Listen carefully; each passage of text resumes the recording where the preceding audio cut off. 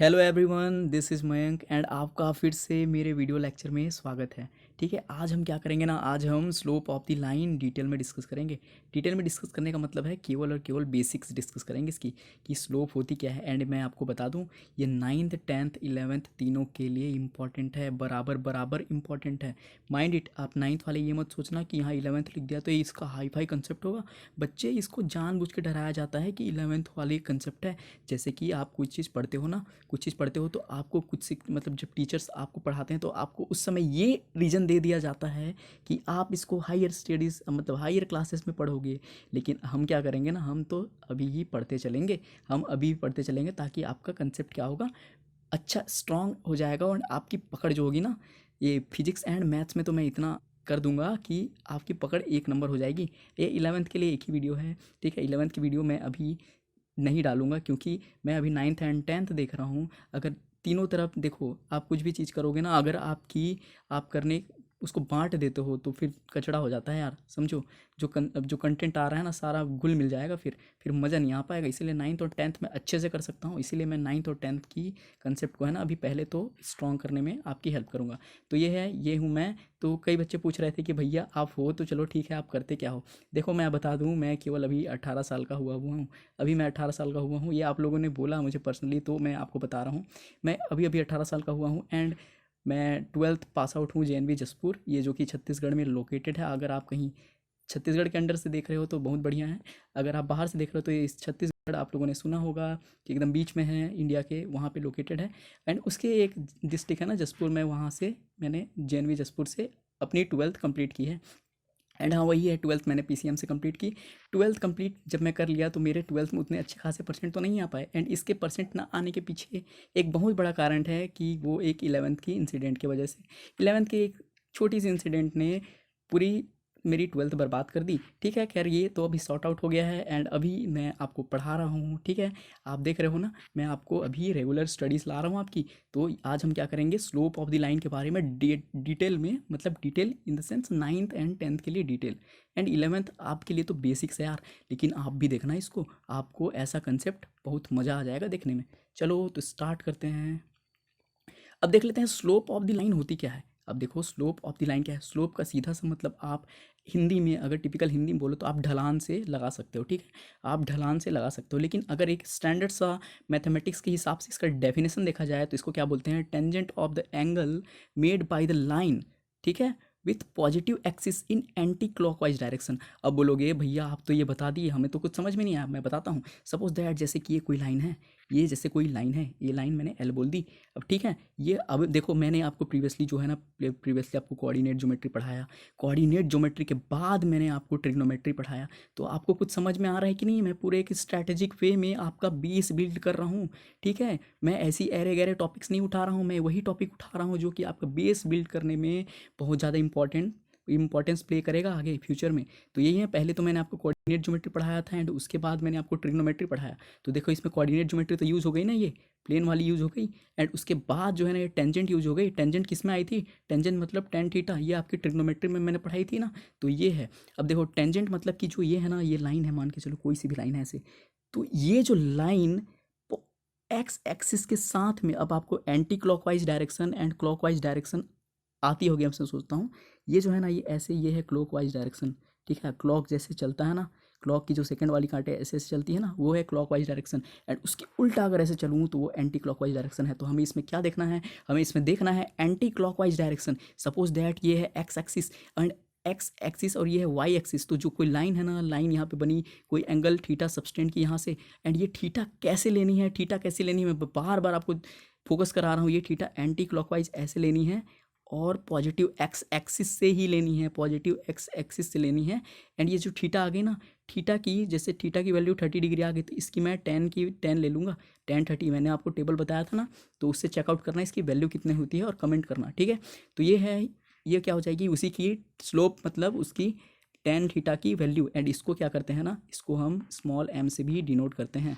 आपको समझ में आ गया ना। मैं और एक बार रिपीट करता हूँ, जैसे ये कोई भी लाइन है, कोई भी लाइन ये पॉजिटिव एक्स एक्सिस से एंटी क्लॉकवाइज डायरेक्शन में जो एंगल बनाती है, उस एंगल का 10 थीटा।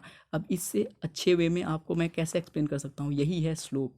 कोई ज़्यादा हाई फाई कंसेप्ट नहीं है, यही है स्लोप। ठीक है, अब फर्दर मूव करते हैं।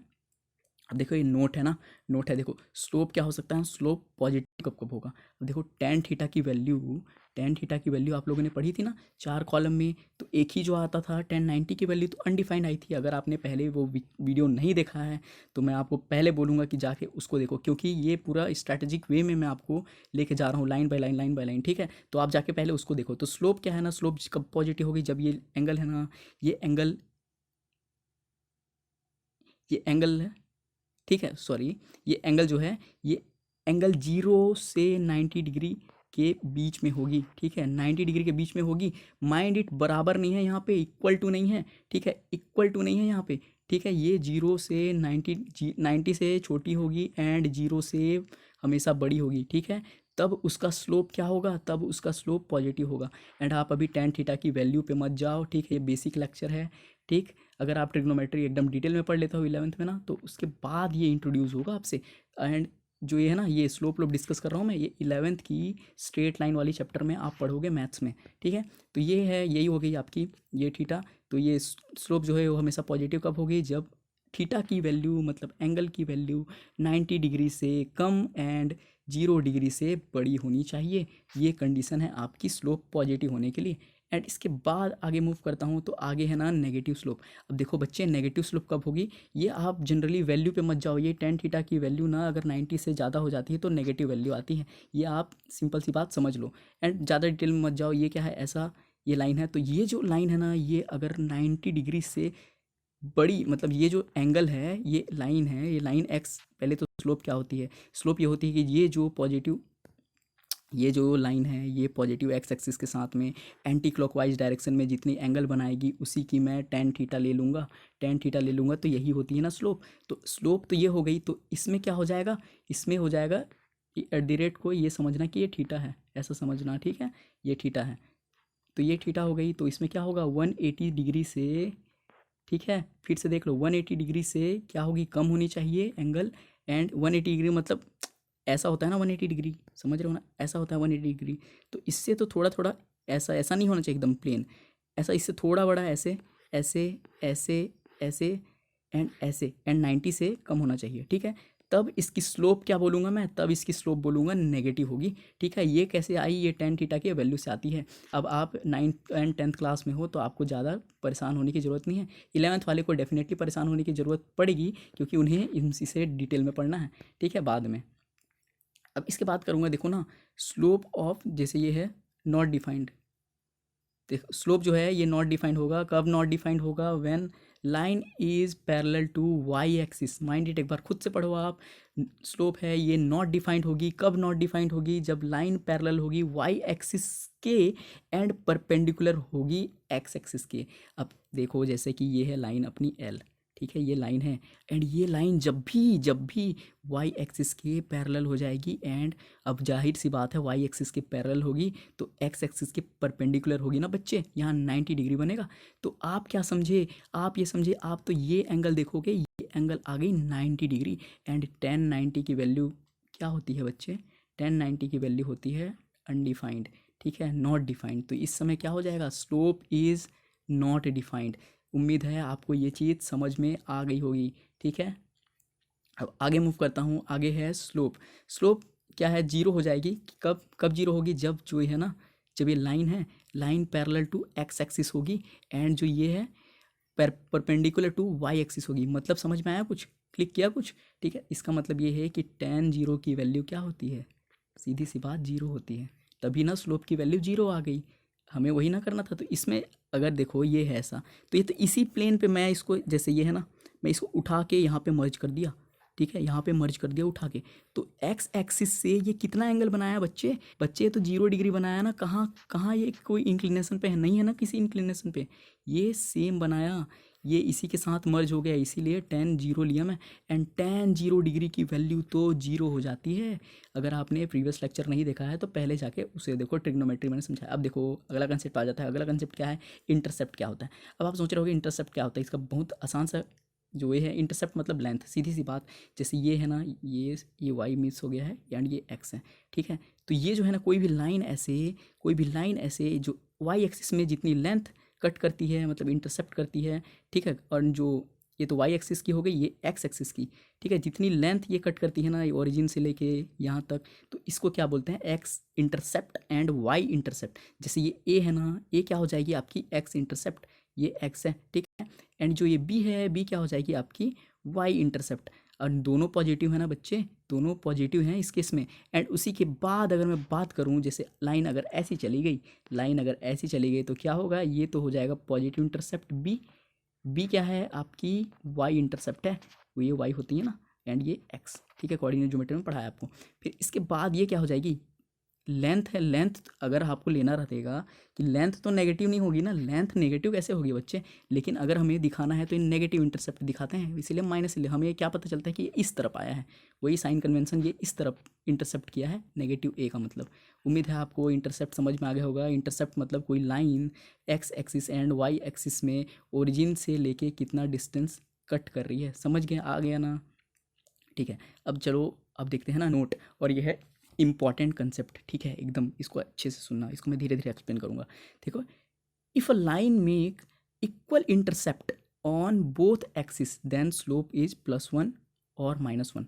एक बार तो आप अच्छे से इस लाइन को पढ़ो, क्या समझ में आ रहा है आपको, ठीक है। मैं आपको कुछ समय देता हूँ, ओके। चलो तो हम लोग तो डिस्कस कर लेते हैं। देखो, जैसे कि मान के चलो ये एक्स एक्सिस है एंड ये वाई एक्सिस है, खुद से करके देखना बच्चे एक बार क्वेश्चन को, मतलब ये जो है ना इस स्टेटमेंट को पढ़ो एंड इसके बाद आओ इधर। तो ये है ना, ये तो एक्स एक्सिस है, ये वाई एक्सिस है, ये हम जान रहे हैं। लेकिन अगर कोई लाइन इक्वल इंटरसेप्ट कट करती है, मतलब X intercept and Y intercept दोनों की वैल्यू, मतलब एक्स एक्सिस में जितनी लेंथ कट करेगी एंड वाई एक्सिस में जितनी लेंथ कट करेगी, दोनों अगर सेम हो जाती है, तो उसकी स्लोप क्या होगी, उसकी स्लोप होगी +1 और -1। आपको समझ में आ रहा होगा कि चलो +1 हो गई, ये तो समझ में आ गया। दोनों कैसे हो सकती है, देखो दोनों के अलग अलग कंडीशन है। कैसे, अब वो इंटरसेप्ट ऐसे कट कर सकती है, ऐसे आई, तो ये लेंथ और ये लेंथ तो इक्वल हो गई ना बच्चे, ये लेंथ। अब ये लेंथ और ये लेंथ अगर इक्वल होगी तो जाहिर सी बात है, ये अगर 90 डिग्री है तो ये तो आइसोसेलेस ट्रायंगल हो गया ना, तो ये एंगल 45 डिग्री होगी कि नहीं।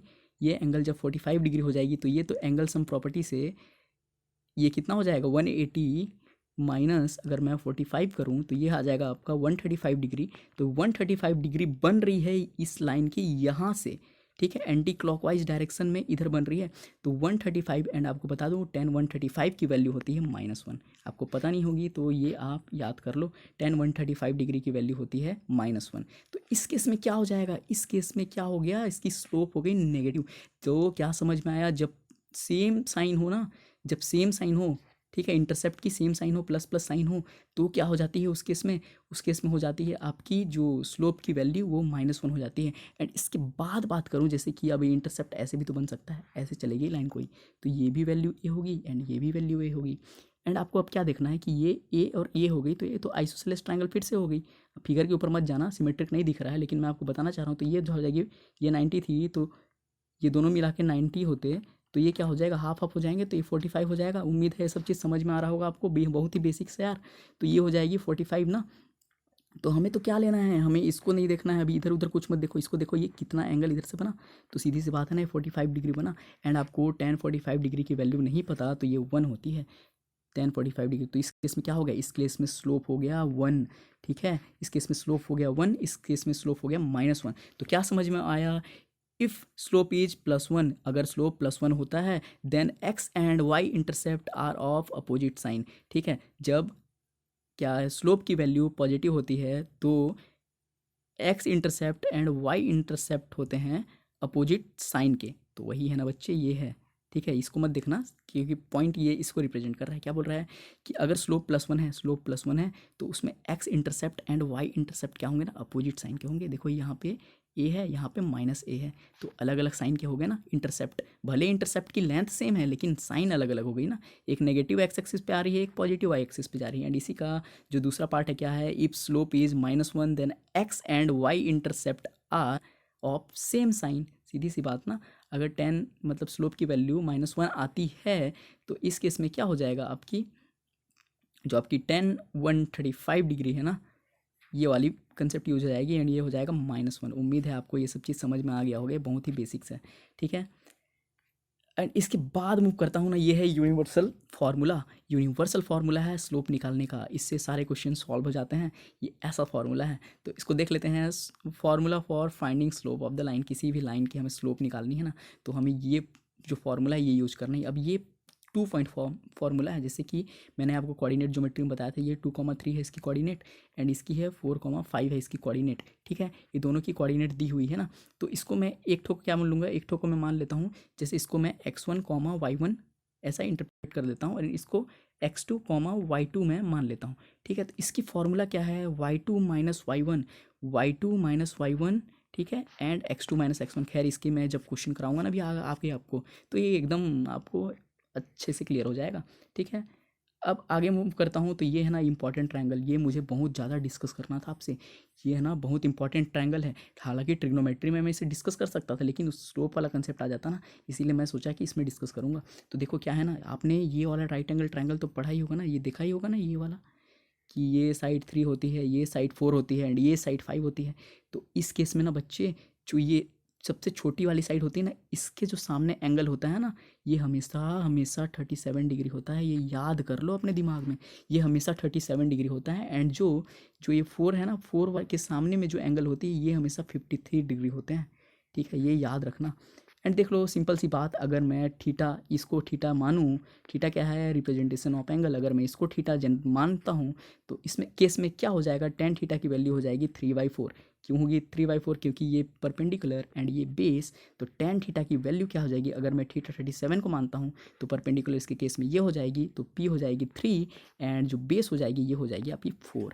ठीक है, एंड उसी तरह से अगर मैं थीटा 53 डिग्री को मानता हूँ, तो इस केस में क्या हो जाएगी, टेन इस केस में ये हो जाएगी इसके लिए परपेंडिकुलर, एंड ये हो जाएगी इसके लिए बेस। तो टेन थीटा की वैल्यू अगर मैं 53 डिग्री को मानता हूँ, थीटा मानता हूँ, तो ये हो जाएगी 4/3। उम्मीद है आपको ये कंसेप्ट समझ में आ गया होगा, कोई रॉकेट साइंस नहीं इसमें। एंड अब आ जाते हैं हम मेनली अपने क्वेश्चंस के ऊपर। देखो ये वही है ना जो मैं आपको फार्मूला दिखाया था, उससे रिलेटेड क्वेश्चन है। ठीक है, तो इसमें क्या बोला है, a line is passing through, पढ़ो इसको पहले, a line is passing through point 2,3 and 4,7, what will be the slope. ये पूछ रहा है कि अगर पॉइंट, इस पॉइंट, अगर कोई लाइन इस पॉइंट एंड इस पॉइंट, दोनों पॉइंट से पास हो रही है, तो इसकी स्लोप क्या होगी बच्चे। तो इसकी स्लोप क्या होगी, मान लेते हैं ये 4 को मान लेता हूँ मैं, क्या मान लेता हूँ, x2 मान लेता हूँ, एंड ये 7 को मान लेता हूँ मैं, y2 मान लेता हूँ। ठीक है, एंड अगर ये 2 को मान लेता हूँ मैं, 2 को x1 मान लेता हूँ, एंड जो 3 है इसको क्या मान लेता हूँ, y1 मान लेता हूँ। तो इसका फार्मूला जो होता है ना, इसका फार्मूला होता है y2 minus y1 upon x2 minus x1। ठीक है, अब ये होता है इसका फार्मूला। अब मैं y2 की वैल्यू रखता हूँ, तो y2 की वैल्यू तो 7 है, एंड 7 माइनस y1 की वैल्यू में जाना है बच्चे। y1 ये है ना, y1 की वैल्यू 3 है, y2 की वैल्यू 7 है, y1 की वैल्यू 3 है। ठीक है, तो ये 3 हो जाएगी, अपॉन अगर करूँगा तो फिर x2 में जाना है। x2 की वैल्यू क्या है, x2 की वैल्यू 4 है, जैसे वही था। y2 की वैल्यू क्या हो गई, y2 की वैल्यू 7, एंड y1 की वैल्यू 3। ठीक है, -3, एंड जो आपका x2 की वैल्यू है वो 4, एंड जो x1 की वैल्यू है वो है 2। तो ये क्या हो जाएगी, ये हो जाएगी 4/2। ठीक है, तो ये आ जाएगा 2 आंसर। ठीक है, अब आंसर चेक कर लेते हैं।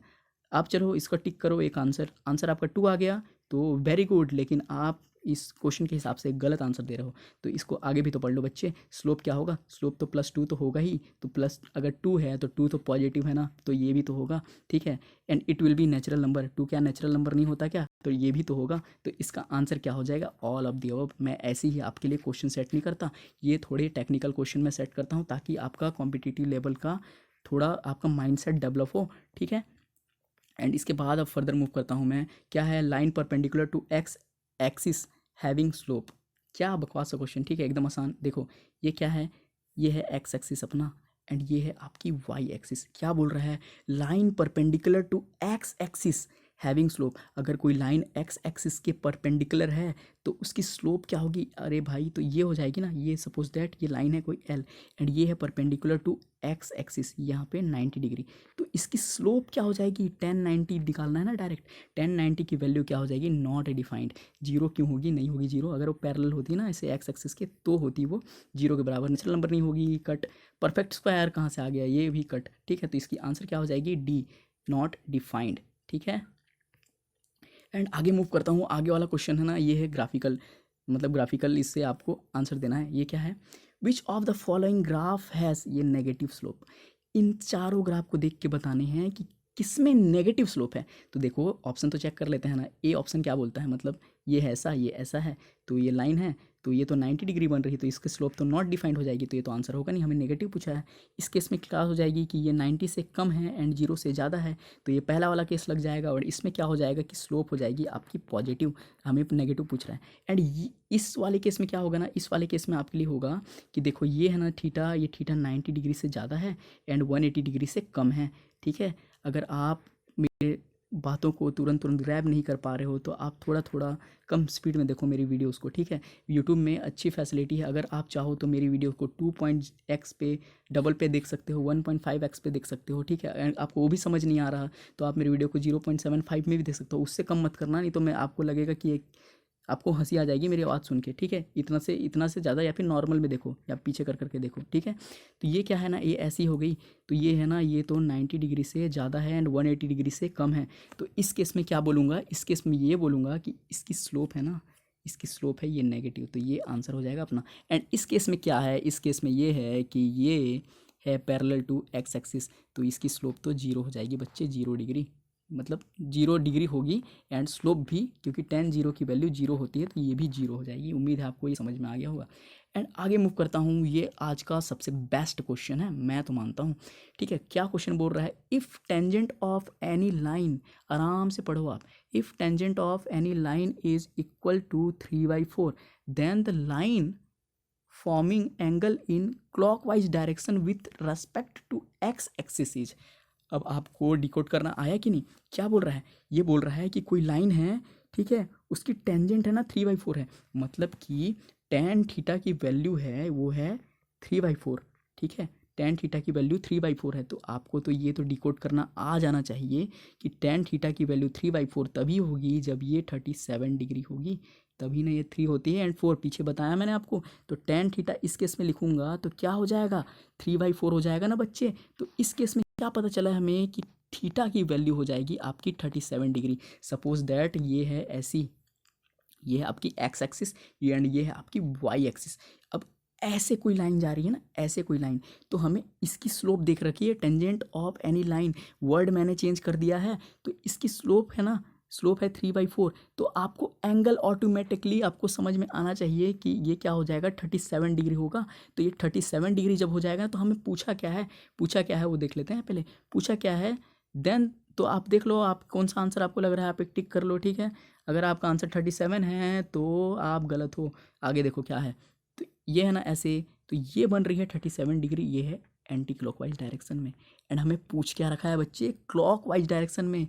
ठीक है, then the line forming angle in clockwise direction with respect to X axis, AX ठीक है, देख लेना है स्पेलिंग में, स्पेलिंग थोड़ा मिस्टेक हो जाता है। ठीक है, तो ये 37 डिग्री, एंड अगर हमें क्लॉकवाइज डायरेक्शन में करना है तो क्लॉक तो ऐसे चलता है ना, तो ये एक्स एक्सिस के रेस्पेक्ट में इस लाइन में ऐसे जाऊंगा इस तरह से, तो ये पूरी एंगल हमें बतानी है बच्चे, ये पूरी एंगल के बारे में डिस्कस कर रहा है। तो पूरी एंगल तो जान रहे हो ना, पूरी जैसे ये है तो ये पूरी एंगल होती है 360, एंड हमें वेट अ सेकेंड, हमें ये एंगल तो दे रखा था 37 डिग्री, तो हमें ये पूरा एंगल निकालना है, तो हम क्या करेंगे, 360 माइनस 37 डिग्री, तो इसको अगर आप सॉल्व करेंगे तो 10 - 7, तो ये हो जाएगा 3 एंड ये 3 एंड 20। ठीक है, इतना आंसर आपका आ जाएगा। तो आपको क्या समझ में आया, ये होगी रियल आंसर सी। ऐसे ही मत करते रह जाना, क्वेश्चन मैं अच्छी सेलेक्ट करता हूँ, आपकी पूरी जो कंसेप्ट है ना पूरी निचोड़ हो जाती है, जो मैं कंसेप्ट क्वेश्चन सॉल्व कराता हूँ जो कंसेप्ट बताने के बाद। ठीक है, तो अब आगे देख लेते हैं, आगे यही है यार, बार बार मैं बोलूँगा नहीं आपको, ये मेरी टेलीग्राम ग्रुप है, आपको अगर आपको ज्वाइन करना है तो करो, इससे आपका ही फायदा है। ठीक है, ये 9th की ग्रुप है, ये एंड ये 10th की ग्रुप है, ये लिंक है HTTPS टीमी मयंक सर एंड ये 1823, एंड इसमें केवल क्लासेस ऐड हो जाता है, ये आप देखते रहना, मैं बहुत ज़्यादा बार डिस्कस नहीं करूँगा।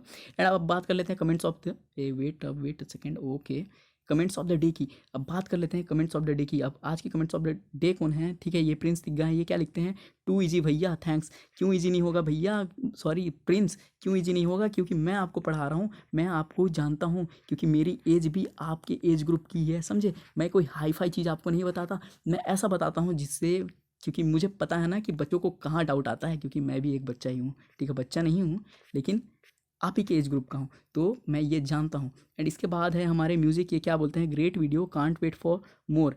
आप मुझसे दोस्ती करना चाहते हो तो मैं हमेशा आपके सामने सर झुका के खड़ा हूँ, ठीक है। ऐसा कोई नहीं मैं सेलिब्रिटी वेलिब्रिटी कुछ नहीं हूँ, ठीक है। वन अभी फ्रेंड क्यों नहीं बन सकते भाई, टैड क्यों नहीं बन सकते हम फ्रेंड, हम ऑलवेज फ्रेंड रहेंगे, ठीक है। एंड इसके बाद जो है ना कनिष्क क्या लिखते हैं, कनिष्क लिखते हैं 11th की भी वीडियो डालिए भैया, मतलब ये डालने के लिए बोल रहे हैं। तो मैंने इनको रिप्लाई किया है कि कनिष्क मैं 10th की 11th की अभी वीडियो नहीं डालूंगा, क्योंकि मैं अभी 10th और 9th के ऊपर वेल फोकस कर रहा हूँ, क्योंकि अगर मैं उधर फोकस करने लग जाऊँगा तो फिर पूरा मटियामेट हो जाएगा। जो इतने अच्छे वे में मेरा चल रहा है ना, ये नहीं होगा। लेकिन आपको परेशान होने की कोई ज़रूरत नहीं है बच्चे, क्योंकि अवेलेबल हैं, ऐसा नहीं है कि कमी है। अनअकैडमी जान रहे हो ना आप, अनअकैडमी ने मुझे कोई प्रमोशन ये नहीं दिया है, लेकिन अनअकैडमी जो है ना अपने आप में बड़ा नाम है बच्चे। एंड अगर आप class 9th 11th and 12th देखो, 11th एंड 12th के लिए अगर आप अनअकैडमी जेई पे जाते हो ना, अनअकैडमी जेई पे, तो आपको अच्छे अच्छे वे में आपको कंसेप्ट समझने में मिल जाएगा।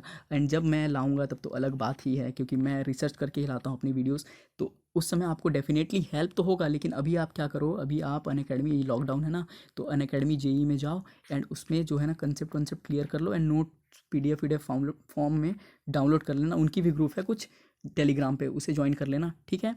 तो एंड मैं आपको कुछ स्पेसिफिक टीचर्स बता देता हूँ, ठीक है, अनअकैडमी के, जो कि रियल में आपको इन्फ्लुएंस कर सकते हैं। एंड मैं जानता हूँ उन्हें इतना ज़्यादा एक्सपीरियंस है ना 11th वाले लोग के लिए। अब देखो आप ये बोलते होगे कि ये अपने चैनल पे दूसरे को ही कर रहा है। अब भाई जिसके यहाँ टैलेंट है ना, उसकी मैं हमेशा कदर करता हूँ, वो जो भी हो, ठीक है। अब चाहे भाई भले आप मेरी चैनल को देखो ना देखो, लेकिन जहाँ पे आप तो वहीं जाओगे ना जहाँ पे अच्छा कंटेंट हो। आप जहाँ पे वहीं जाओगे आपको जहाँ अच्छी चीज़ मिले, अच्छी एजुकेशन मिले। तो मैं आपको क्या बोल रहा हूँ, 11th की वीडियो क्योंकि मैं डाल नहीं रहा हूँ, तो आप जाके देखो किसकी, अनअकैडमी की प्लेलिस्ट वगैरह चेक करो, अनअकैडमी जेई की, ठीक है, अगर आप मैथ से बिलोंग करते हो तो। एंड आप अगर बायो लेना चाहते हो तो आप अनअकैडमी, शायद नीट भी है, मुझे उतना आइडिया नहीं है, जेई के बारे में आइडिया है क्योंकि मैं भी एक ड्रॉप ईयर स्टूडेंट रहा, मतलब अभी हूँ। एंड तैयारी कर रहा हूँ, लेकिन ऐसी कोई ज़्यादा, ऐसा नहीं कि ऐसा होना ही होना है। खैर वो सब मेरी पर्सनल मैटर है, वो सब मैं जाऊँगा नहीं। एंड इसके बाद मैं बात करूँगा आपको कि आप वहाँ जाके चेकआउट करो। एंड मैं आपको स्पेसिफिक दो टीचर के बारे में बता देता हूँ। पहले टीचर हैं आपके विनीत लुम्बा सर।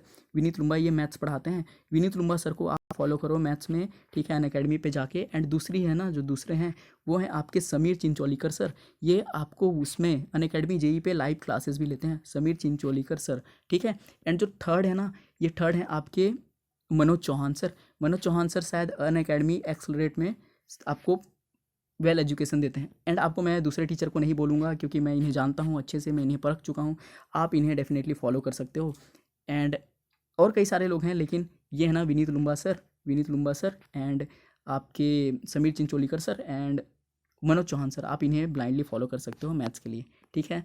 इनके यहाँ रियल में टैलेंट है, इन्होंने कोई स्पॉन्सरशिप मुझसे किया नहीं है, क्योंकि मैं जानता हूँ इनमें टैलेंट है, तो मैं इनकी बात अपनी वीडियो में कर रहा हूँ। एंड मेरे अगर मैं इन्हें बात कर रहा हूँ इनकी, तो मेरी ऐसे कोई रिस्पेक्ट कम नहीं हो जा रही है, ठीक है। रिस्पेक्ट करना चाहिए, जो अच्छा कर रहा है उसकी रिस्पेक्ट मैं बखूबी करता हूँ, ठीक है। इन्होंने भी फ्री एजुकेशन प्लेटफॉर्म लॉन्च किया है, इसीलिए मैं अनअकैडमी को पर्सनली, अनअकैडमी को बहुत अच्छा प्लेटफॉर्म मानता हूँ। एंड अनअकैडमी जो ब्रांड है ना, उसे मैं प्रमोट भी करता हूँ, ठीक है, इसीलिए मैंने उनका नाम लिया यहाँ पे। अब वही है, थैंक्स फॉर वॉचिंग यार, बार बार नहीं बोलूँगा। अगर आपको वीडियो अच्छा लगा तो लाइक करो, सब्सक्राइब करोगे तो आपका फ़ायदा है, आपको नोटिफिकेशन मिल जाएगी। Okay, thank you.